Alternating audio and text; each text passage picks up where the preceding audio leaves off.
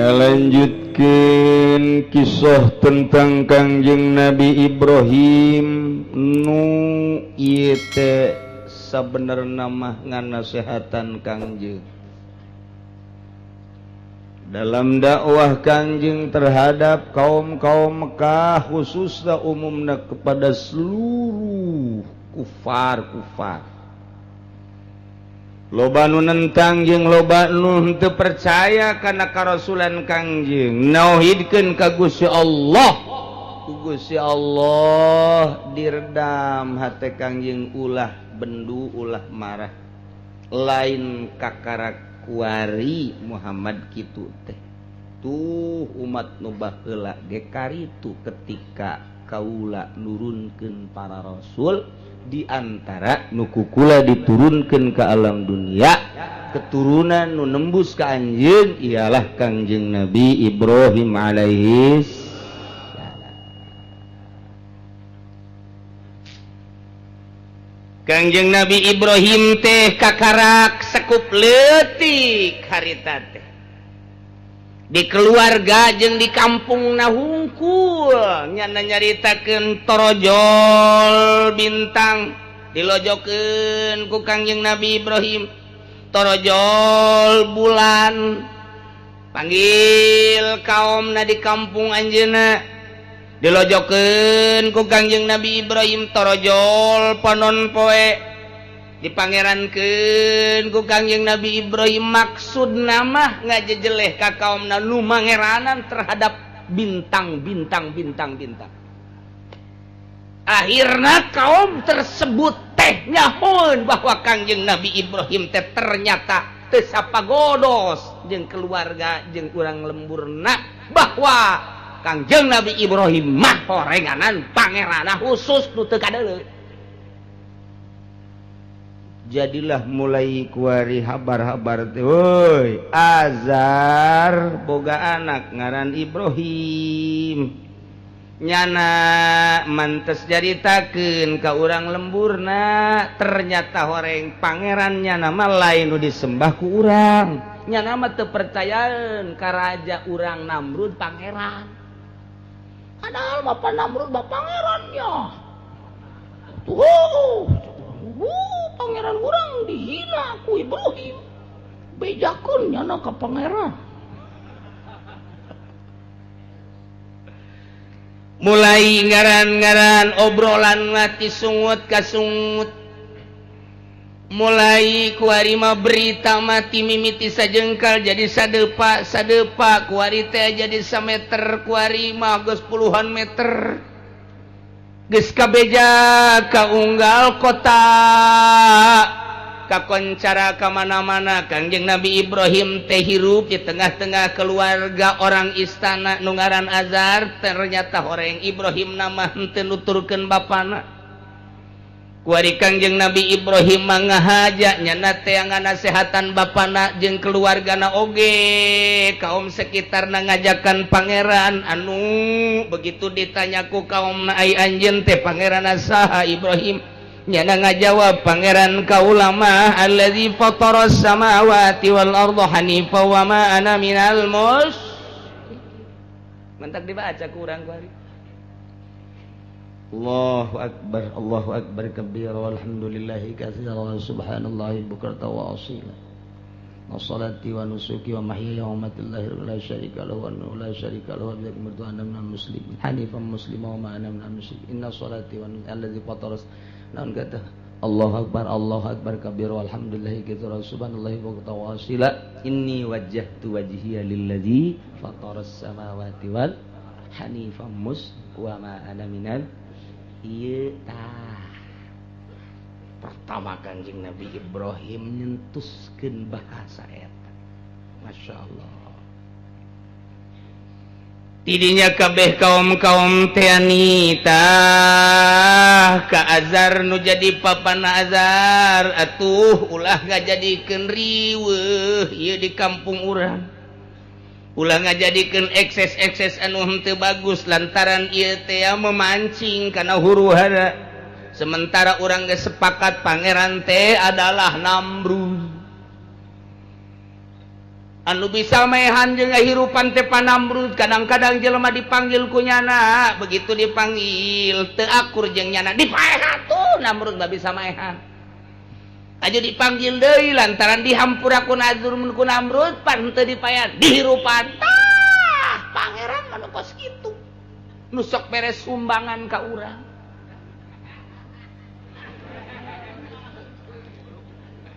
nu di mana-mana endek pilkada sok disararumbang pilgub sok disararumbang sakedeung deui bakal aya pilpres ieu bakal nyumbang ka kiai-kiai komo ka pamarentah nu sejen mah bawahan-bawahan tah eta pangeran mah nu kos kitu sia rade sia gagilek ka pangerankeun bahaya ya eta teh cek ahli tasawuf geus mangerankeun teh kanu kitu teh cek ahli tasawuf mah insyaallah asal masih wallah pangeran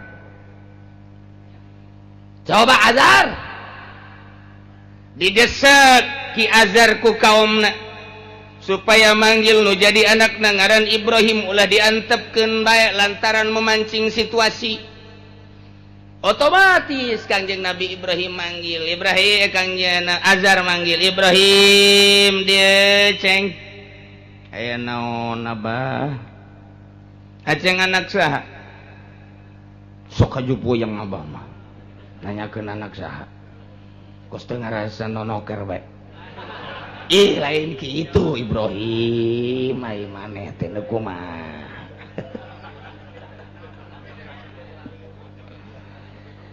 serius abah mah ieu nanya hidup teh anak saha Ibrahim anak abah ma anjeun saha umi abdi masla status abah teh naon digawe di kerajaan abah mah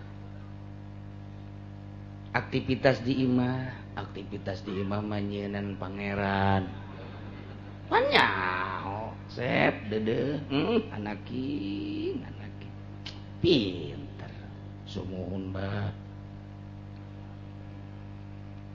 ku abah dek dibere tugas hidup teh ayeuna tugas naon bah nurut bakalna ka abah atuh abdi mah sakadar putra bah bada dihideung diputih kiai anak mah atuh pasti bae nurut ka abah satungtung parentahna ieu akur jeung nu di luhur bentang kitu bah nu boga bentang bulan nu ngadamel bulan bah panon poe nu ngadamel panon poe bah Pangeran Namrud nu nyieun Namrud bah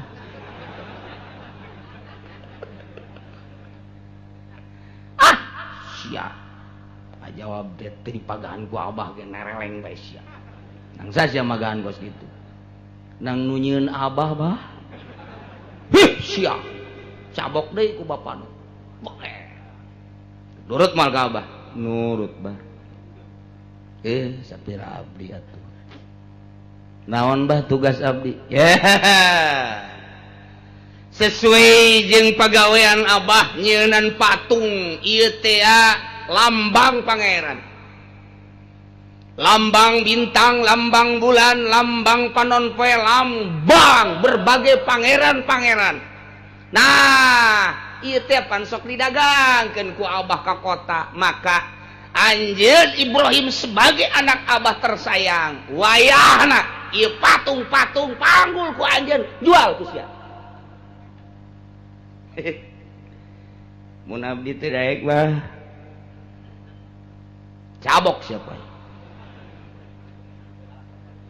Bah, masa pangeran dipanggul kuruna ge atuh kula dipanggul pangeran ulah lah bohong sia aing asal ngomong jeung sia puyeng boga naon sih sia Ibrahim pan sia anak aing tapi kok ngelehkeun aing ngomong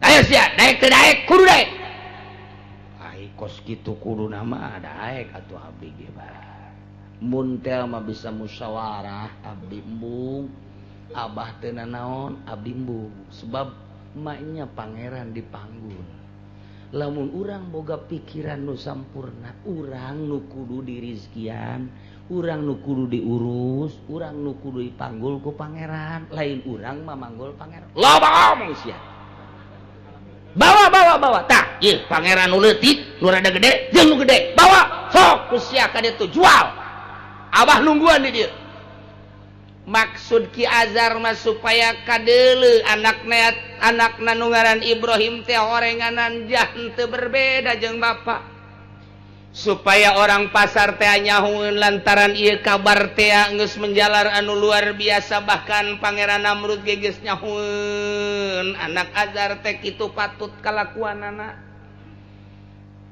tinggal nungguan dipanggil hungkul ku Pangeran Namrud ya bakal dimukumahakeun di si budak jadi bapakna nu ngaran Azhar mah nitah ngajualan pangeran ka toko ka pasar sote ieu mah deuk nyalametkeun anak maksudna mah beusi dipanggil ku raja pasti dibunuh sedengkeun aya budakna ieu teu ngahiding bangona teh ieu mah deuk dibunuh deuk henteu ih bapak-bapak nyana-nyana kaum-kaum nyana-nyana wah geus luar biasa ku ari teh sorotan terhadap keluarga Azhar sedangkan Azhar adalah keluarga salah satu anu diangkat ku kerajaan Namrud tetep ya Azhar mipindingan bae jual pangeran panggul ku Kangjeng Nabi Ibrahim nu gede di dieu nu rada leutik di kenca nu leutik di ais panggul ku Ibrahim woi cak Kangjeng Nabi Ibrahim saha nu rek meuri pangeran ye kabeh kan nempo wah mantap cak kaum-kaumna aya nu ngiringkeun aya jual terus woi cak Kangjeng Nabi Ibrahim sahaya nundek beli pangeran ieu wah daratan ke di pasar kurang loba ieu mah jelema cek Ibrahim datanglah nyana ka pasar ka kota gede ditongton ku jelema loba lantaran suara Kangjeng Nabi Ibrahim tegas ka mana-mana berbeda paham berbeda akidah jeung nu jadi bapana sementara ku ari ieu Ibrahim teh ngajualan pangeran pan hebat eta teh kadengen aku masyarakat teh akhirna ditongton geus loba jelema di pasar teh kakarak diacungkeun saudara-saudara sekalian MZ pindah ya perlu diketahui bahwa saya ini adalah bernama Ibrahim, putra daripada Azhar. Saat ini saya membawa Tuhan untuk dijual. Wah, keplok kabehan. Oh. Bagus, Ibrahim. Wah, gus kabeh bunga. Nah, sabar aya hargana cekaon teh. Yeay. Degekeun heula. Ulah teh dek gajual pangeran dek ditawarkeun hargana pasti mahal lantaran pangeran makan pangeran masa pangeran kudu dibeli ku harga murah teu etis atuh pangeran dibeli ku harga murah mah tapi lain masalah hargana ya makna daripada pangeran kukula dek dibejakeun memantau Ki Azhar ti kajauhan bener tah henteu budak dagang beres tante ieu budak dagang da ieu ulah bae nyeun kacau asana ieu nyana ge geus empot-empotan bae nyawa sia empot-empotan teh empot-empotan Ki Azhar beres moal beres mah asana ieu mah kabejakeun ka istana ieu wah di kota gede di kota Baghdad nyana teh wah langsung ribuan jelema hadir lantaran Ibrahim teh teu sambarangan kabar geus ka mana-mana kumaha dagangna terakhir ucapan Ibrahim kieu cek Kangjeng Nabi Ibrahim makna pangeran anu perlu diketahui yo mayastari saha anu siap beli maya turu wala tanpa pangeran nu teu ngamadaratkeun jeung henteu ngamangpaatkeun ieu bentukna tuh cak Ki Azhar bener bah si budak diacung-acung ku Kangjeng Nabi Ibrahim mayastari saha nu dak beli mayastari mayatur wala yanfang. Bentukna model kos kieu teu ngamadaratkeun teu ngamangpaatkeun. Silakeun beli tapi jang suluh bae. Wah. Caki azar teu beres si anak kieu teu beres. Teu beres si anak. Kadua kalinya na mayastari mayadur wala yanfang. Saha nu berani meuli benda nu geus diukir ku bapa kula ngaran azar teu ngamadaratkeun teu ngamangpaatkeun. Yaos bentukna. Jelema bubar kabeh.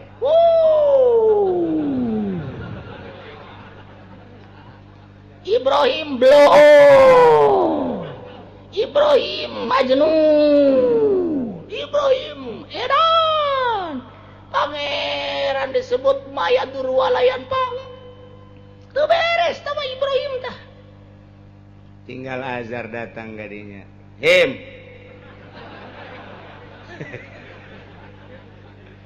Naon, bah tenang bae. Ai siapan titah jualan ku abah. Aya nu meuli. Ku kula ditawarkeun. Ternyata teu daekeun bareuli. Atuh sia masalah ngomong jing. Atulah kitu jing. Atuh sia kitu mah jing, atuh malah daekeun jing. Sia mah jungjang jing bae. Nu rapi atuh ai dagang teh ya. Oh. Pan ai dagang mah nu jore di bagus-bagus. Nu bengkok di lempeng-lempeng. Eta ngaranna dagang.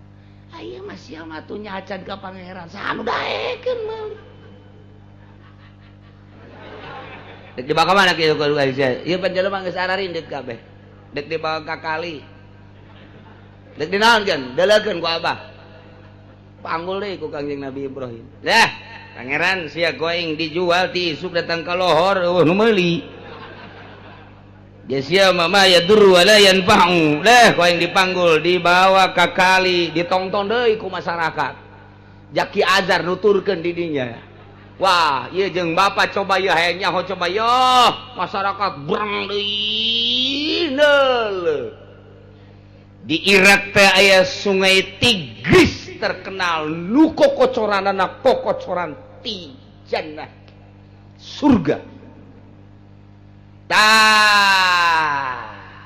Dua bangawan, hiji bangawan Nil nembus ka Mesir. Dua Tigris Irak kula kamari lewat dinya. Sungai Tigris. Aya deui Efrat. Di ditu nya nama ayana di kitu naon kitu ngaranna jelema hideung teh. Ka Afrika. Tilu. Dibawa ku jana dipanggul ka sungai Tigris. Wah, dek dikumahakeun pasti cek bapana dek dipandian kejen ku kumaha ge. Meureun nyanan dek tobat, meureun wah kaum marilu kabeh. Hidup Ibrahim, hidup Ibrahim, hidup Ibrahim. Rame. Leuwih rame tibatan hidup Golkar, hidup Golkar. Rame luar biasa. Dideleukeun ku kabehan, datangnya langsung turun ke handap, ditongton ku kabehan di luhur. Coba ceki azar dek dikumahakeun ku nya meureun dipandian, meureun abe bersih, abe bagus. Begitu datang kadinya langsung kunyana ditepakan beungeutna. Cuge. Wa daraba fihi ra'saha huluna kunyana di kitu-kitu. Pangeran. Ai sia kunaon di pangeranan, goblok tolol blon.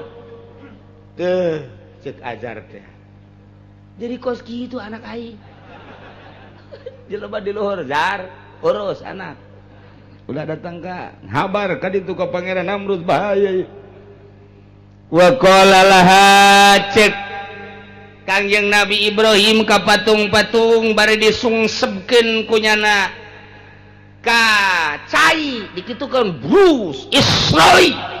Hok patung nyium sia. Wah, cakau mah bener edan. Banyak patung teh nginum.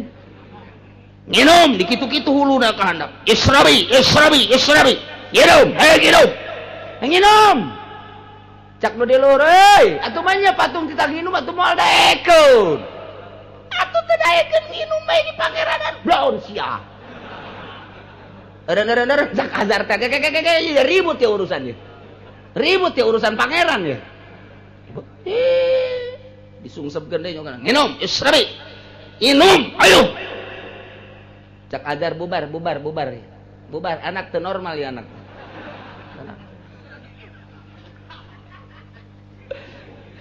Istihzaan biqaumihi hatta fasafihim istihza'uhu.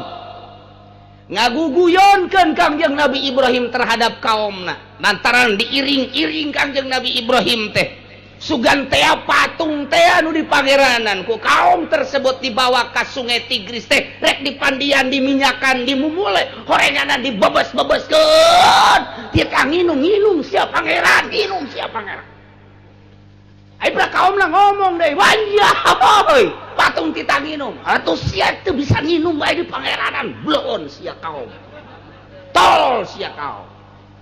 Iyalah ngahina kena Kangjeng Nabi Ibrahim terhadap kaum lah nu nyembah ka patung nah, dibebas-bebaskeun ku Kangjeng Nabi Ibrahim teh, diome huluna, dikitu-kitu, siapa tuh batu.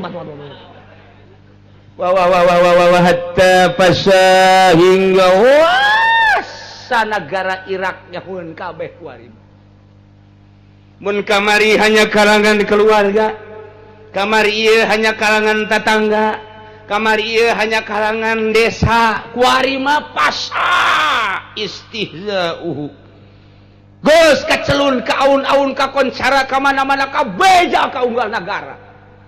Bahwa Ibrahim tengah istihza terhadap pangeran buatan bapana. Masyhur geus mun kuari mah meureunanan dipuat di berbagai media. Di Pos Kota aya. Di Merdeka aya, di Kompas aya, di Satelit Tangerang aya. Beritana dihandap bahwa Ibrahim telah menganiaya Tuhan kita. Ibrahim telah memalukan dan mengolok-olokkan Tuhan kita. Wah, judulnya model kos kitu tah. Di luhureun eta aya gambar pemuda anu di hideungan matana. Di dinya aya bacaanana. Anak muda yang menggagahi nenek-nenek umur 80 tahun. Ternyata dia ketagihan. Tolol Pos Kota mah belum teh.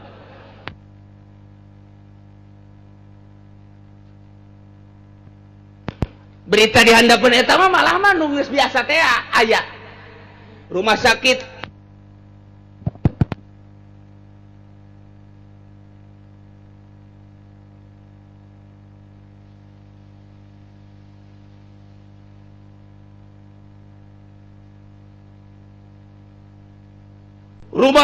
besar kebakaran.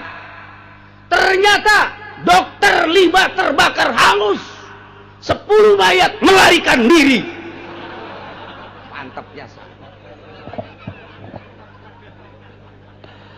Pos Kota belon, Pos Kota. Berita Pos Kota kos gitu. Mantap makin loba maca Pos Kota bodos ya. Ajan kuku mah beritana kos karitu mah lulu. Gaya Ibrahim tertera. Wah, diberitakan di berbagai media kuari moai SMS bagus karuhan. Ibrahim mengolok-olokkan Tuhan. Ibrahim menghina Tuhan. Wah, geus macam-macam berita luar biasa. Masa luar biasa. Mulailah kuari negara nyin tindakan lantaran berbagai kalangan organisasi dihandap ataupun berbagai tokoh geus mulai datang laporanana ke pemerintah, baik laporan ke kecamatan maupun laporan ke polsek. Geus datang kuari Kapolres, geus datang kuari ka bupati, otomatis Ibrahim harap dipanggil.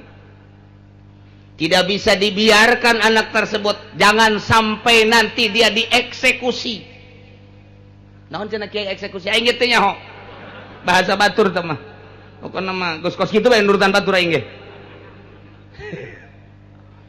panggil Ibrahim. Polisi memanggil Ibrahim. Ibrahim, Anda bernama Ibrahim? Betul. Anda akan ditangkap. Dibawa kemana saya? Sidang. Tentang apa? Tentang penganiayaan Tuhan. Siapa yang menganiaya Tuhan? Nanti di sana ngomongnya. Penting kamu ini ditangkap. Kasusnya dulu biar jelas dong.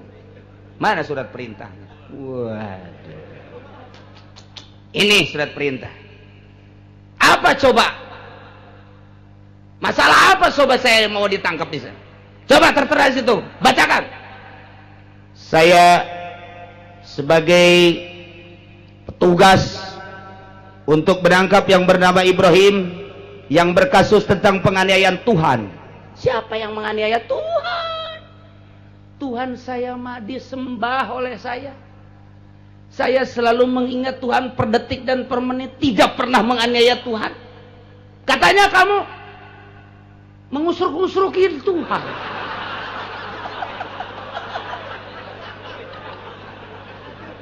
Wah, Ibrahim kewalahan.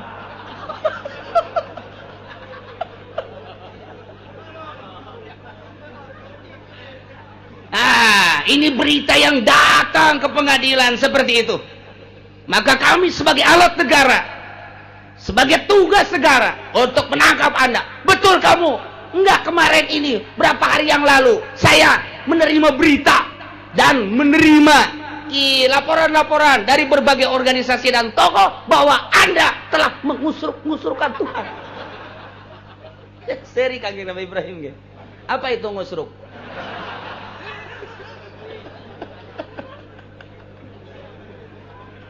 Ya kalau itu kasusnya ya memang benar, tapi kan itu bukan Tuhan. Itu Tuhan. Itu hantu. Kamu tidak tahu bahwa itu adalah Tuhan, lambang Tuhan yang dibuat oleh bapak kamu, terbuat dari kayu, batu dan lain sebagainya. Nah, sudah nanti disidangkan. Berangkatlah Kanjeng Nabi Ibrahim dibawa ke pengadilan sidang.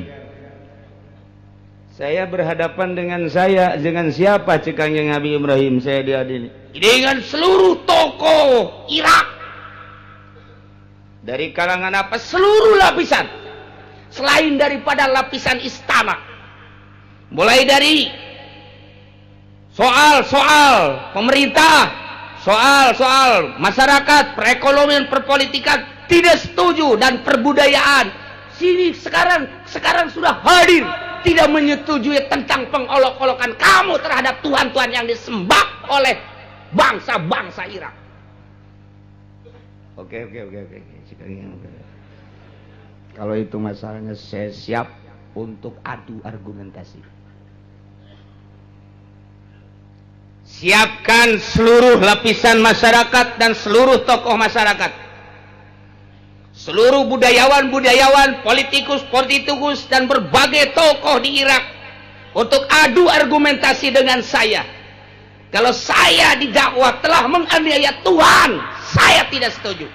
Justru saya penyembah Tuhan yang paling jujur dan adil. Kalau Anda menyangka Tuhan itu adalah yang saya olok-olokkan, keliru Anda.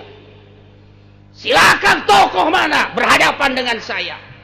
Wah, kakarak digetak itu doang ge. Cak tokoh sia bae. Cak nusa orang sia bae. Tabe arembung. Ayo hadapi ku sia anu ngajukeun. Sia nu ngajukeun kabeh sararieu. Ieu mah kudu azar tan kudu turun. Azar anak anjeun geus aya di pengadilan untuk adu argumentasi kekuatan tentang pengolok-olokan Tuhan. Dengan demikian, kami sebagai warga negara Irak, walaupun Anda itu adalah orang istana, tetapi jangan mengatasnamakan istana. Supaya aman di istana mah heulanan. Nah ieu mah anjeun teh sebagai tokoh masyarakat baik, mewakili kami adu argumentasi. Cak ajar teh aing mah bapana teu etis pada sieun. Cak ajar aing ge sieun buku ka anak aing. Sia bahaye. Diberes sararieun gak bege. Sieun tetep hese pan sieun mah. Kulantaran Kanjeng Nabi Ibrahim geus aya, mana ieu musuh? Mana musuh sedangkeun Kanjeng Nabi Ibrahim kakarak umur 17 naik ka 18. Ayo babarengan atuh kabehan. Cak ajar teh kan aing mah di tukang bae. Aing memantau geus sapira anak aing, besi aya kumaha-kumaha ke aing ngamankeun teh mah. Adalah aing geus sieun. Budak ngomong aku pinter-pinter. Waduh. Tokoh-tokoh geus ngacecer di pengadilan. Pengiring-pengiring masyarakat hampir sakota Baghdad ngahadiran kabeh. Lantaran ieu mah lain lalagaan, berita tentang penganiayaan tuaan pan ieu mah. Wah, berita nu pohara jasa. Akhirnya Kanjeng Nabi Ibrahim sorangan lawan sanagara. Ieu tahap awal. Saheula cek Kanjeng Nabi Ibrahim anu hendak berbicara.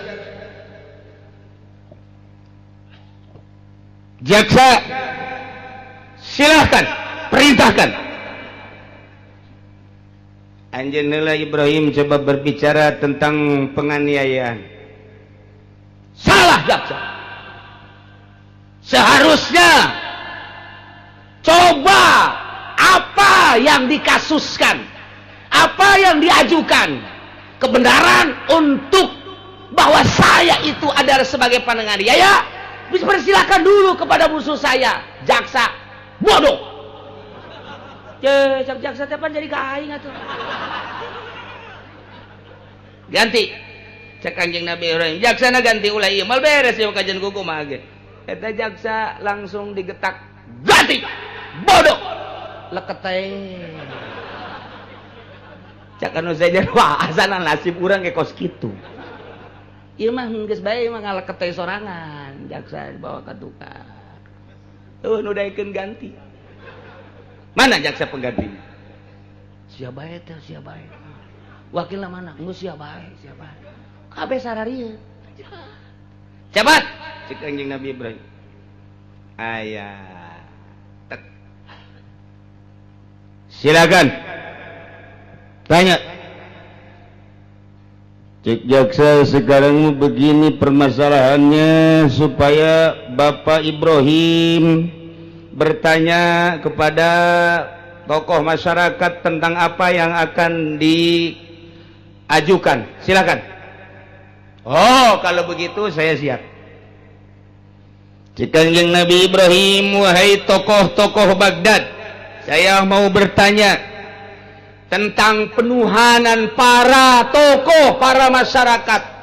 Manusia seluruhnya menuhankan arca, menuhankan patung. Sementara patung-patung ini adalah dibuat dari kayu dan batu. Tidak etis kalau disembah. Saya mau mendengarkan, ingin mendengarkan. Coba penjelasannya tentang keberadaan Tuhan tersebut. Dari mana mulanya? Jawab. Seorang tadi. Siapa? Jawab atuh kos kitu. Siapa? Aing mah asa ngadengna ge ciun ya. Aya tah saurang kali. Begini Ibrahim. Inna wajadna aba'ana ala ummati wa inna ala atharihim hum ala atharihim muqtadun. Lain jelema bodoh. Urang Irak teh mantak nya nama atuh musuh nage bus. Lain letik-letik bus. Dilawan ke orang Irak. Wahai Ibrahim, kami menyembah Tuhan itu tidak sembarangan. Menuhankan kepada patung itu tidak sembarangan. Ini adalah merupakan suatu turunan dari nenek moyang kami. Inna wajadna, kami menemukan. Aba anak, bapak kami, engkong kami, nenek kami, kakek kami, uyut kami, bau kami, udag-udag siur-siur kami. Semua dari dulu adalah menyembah patung-patung. Inna wajadna aba'ana. Kami ini menemukan Tuhan dari bapak, dari kakek. Bapak-bapak moyang kami teh nyembah ka dia. Ala ummatin wa inna ala asarihim muqtadun. Kami mah hanya mengikuti. Itulah dalil kami. Yang kedua, cek Kangjeng Nabi Ibrahim. Yang kedua adalah tentang Tuhan dianiaya. Awas kamu Ibrahim. Sudah bukan berita-berita sembarangan. Ketika Tuhan dilecehkan, Tuhan dianiaya, Tuhan dihina. Berita-berita tentang musibah terhadap kaum ini sering terjadi. Dengan demikian kamu sebagai penganiaya Tuhan yang telah jelas bahwa kamu mengolok-olokkan Tuhan, datang berita kepada kami bahwa kamu menyuruh minum terhadap Tuhan di Sungai Tigris.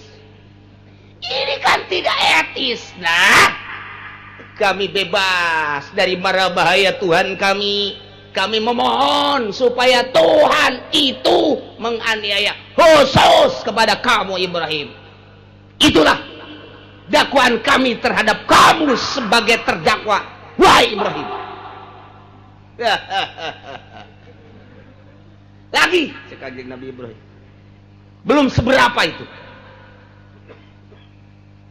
Numantak dicaritakeun wahajahu qaumuh ngabantah ka Kangjeng Nabi Ibrahim seluruh lapisan masyarakat. Jadalu ngemujadalahan ka Kangjeng Nabi Ibrahim teh. Idinihi dina masalah agama Kangjeng Nabi Ibrahim anu nyembahna ka pangeran alladzi khalaqas samawati wal ard, anu berlawanan jeung kaayaan agama masyarakat di Baghdad saat etan. Masyarakat di Baghdad mah nyembahna ka patung kebelah dituna ka Raja Namrud. Akhirna adu argumentasi hajahu qaumuhu, di samping Kangjeng Nabi Ibrahim disalah-salahkeun ku kaumna. Wahadaduhu jeung disingsieunan bil asnabi ku pangeran-pangeran antusi bahu bisuin intarokaha. Namun Kangjeng Nabi Ibrahim ninggalkeun pangeran teu nyembah ka pangeran, bahkan ngahinakeun, bahkan nganiaya ka pangeran, bakal dikenaan ku siksa. Kumaha ta Kangjeng Nabi Ibrahim? Qala atuhajjuni fillahi wa qad hadan wala akhafu ma tusyrikun bih illa yasha rabbi syai'a wasi'a rabbi kulla syai'in ilma afala tatadhakkarun. Kanjeng Nabi Ibrahim, wahai para kaum-kaum atuhajuni, apakah anjeun ngabantah nganiaya ka kaula, ngamusuhan ka kaula gara-gara soal nauhidkeun ka Gusti Allah anu sabenerna Gusti Allah teh pangeran kula pangeran anjeun kabehan anu ngadamel langit bumi katut eusina. Kajenteng kukumaha ge tetep pangeran mah adalah Gusti Allah wa qad hadan, nyata Allah geus tuduhkeun ka kaula. Berat gambaran Kangjeng Nabi Ibrahim ketika dibukakeun 7 lapis langit jeung 7 lapis bumi. Nuri Ibrahim malakutas samawati wal ard, kadeuleu ku Kangjeng Nabi Ibrahim langit lapisan kahiji, kadua, katilu, katujuh jeung Sidratil Muntaha aras kabeh, berikut malaikat-malaikat anu keur nongton neuleuh paduan Kangjeng Nabi Ibrahim. Taneuh kadeuleu ku Kangjeng Nabi Ibrahim muka 7 lapis, bahkan neraka jeung sorga kadeuleu. bahkan pitempatan Kangjeng Nabi Ibrahim ayana di surga kadeuleu nu mantap Kangjeng Nabi Ibrahim ngomong ngaburinyai teh lantaran harapan naon iwati ngajak nauhidkeun ka Gusti Allah sugan aya harapan dibere sekopi teu aya sugan hayang dipangbangunkeun pondok pesantren teu aya dunia tah mah kos kitu mah sugan nya hayang dibere jabatan muing ceuhil tah mah kos kitu mah sugan-sugan bae susuganan hayang dibere Fortuner henteu sugan bae cenah hayang dibere kedudukan dunia dan henteu lantaran lamun urang dakwah aya kahayang eta berarti pengendalina lain Gusti Allah pengendalina teh justru dipake kahayang ku urang teh eta moal kebal dakwah kos kitu mangusruk kajen ku kumaha ge contona kiai-kiai nu ka Golkar lantaran dikendalikeun ku Golkar harirup keneh geus ngalalusruk nu dikendalikeun ku MUI eureun jadi MUI nangusruk geus teu dikiaikeun deui bahkan digarongkeun anu manehanana di depan ngomong mah agama Al-Quran jeung hadis lantaran nu ngendalikeunana juri jarian eureun di depan teh atuh geus teu dikiaikeun deui bahkan dicopet-copet seluruh lapisan kiai ustad anu dakwah pengendalina lain Gusti Allah nyungsem deuleu ku mata moal beres negara dicakal ku kiai model koskara itu nyungsem kajen ku kumaha jago cenah ngajina udang-udang le sagede bakul tambahan sagede godang Gusti moal beres lantaran pengendalina lain mutlak ti Gusti Allah subhanahu bener pod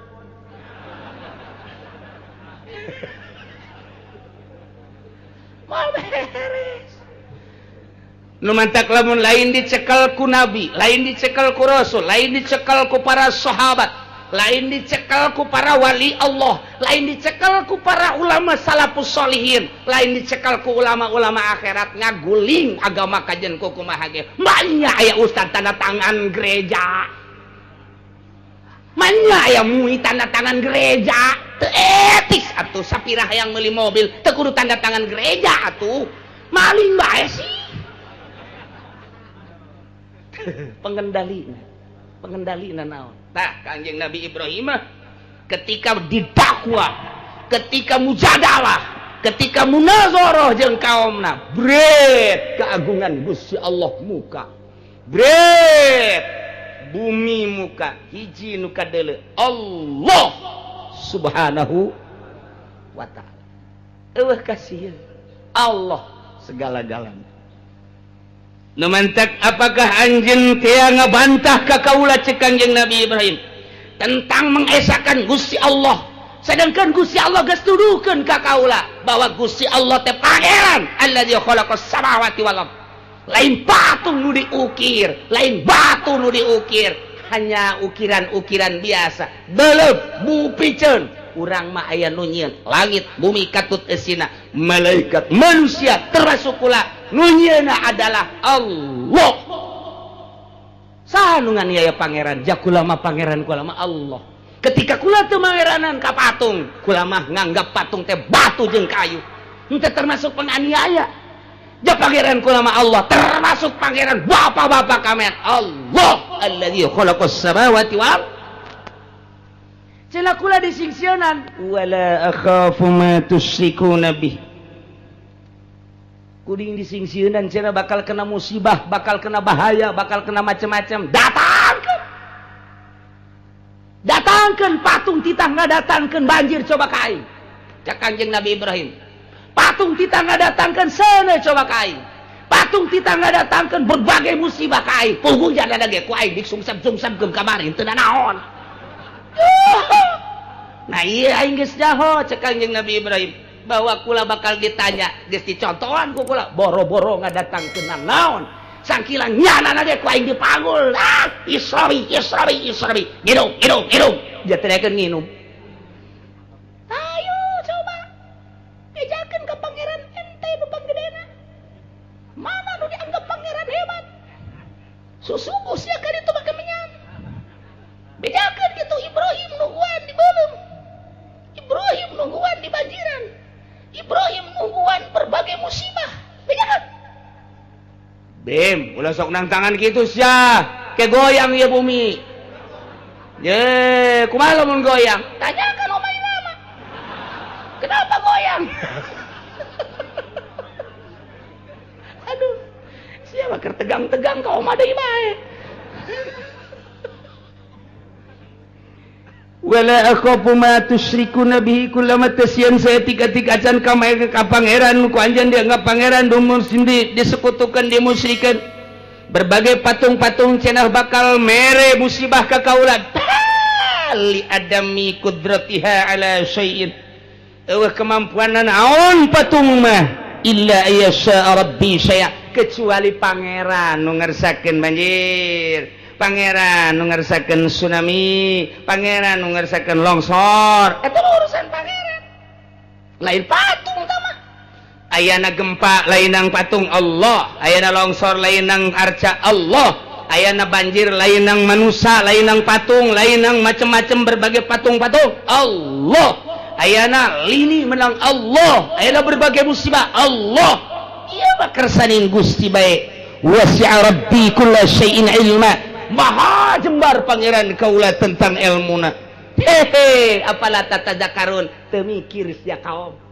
Pikir, tak pikir. Manya batu diukir haju disembah, manya kayu diukir haju disembah. Anu nurunkeun musibah mah jeung wajemparkeun adalah Allah nu maha sagala-galana. Wasi'a rabbi kulla syai'in ilma. Kajahona per detik, per menit, terus nya namanya hubun bae. Timimiti dijieun urang dikanyahokeun ku Gusti Allah. Apakah teu mikir? Apalah tatadzakur? Pikir dong. Mulai kabeh cara rici. Wa kaifa akhafu ma asyraktum kumaha kaula kudus ieun ka pangeran nu kumaneh disekutukeun. Pangeran anu la tatur wa la tanfa'u. Patung nu teu bisa ngabahayakeun jeung teu bisa ngamangpaatkeun. Sementara wala takhafun anjeun teu sieun annakum an asyraktum billah. Anjeun ngamusyrikeun nyekutukeun ka Gusti Allah teu sieun, ai ka patung sieun, anya kudu kula sieun ka patung anjeun ge. Ieu menyekutukeun pangeran anu allazi khalaqas samawati wal ardi teu sieun, kula kudu sieun ka patung anjeun. Teu aya komusna. Manya kula kudu sieun ka patung buatan manusia.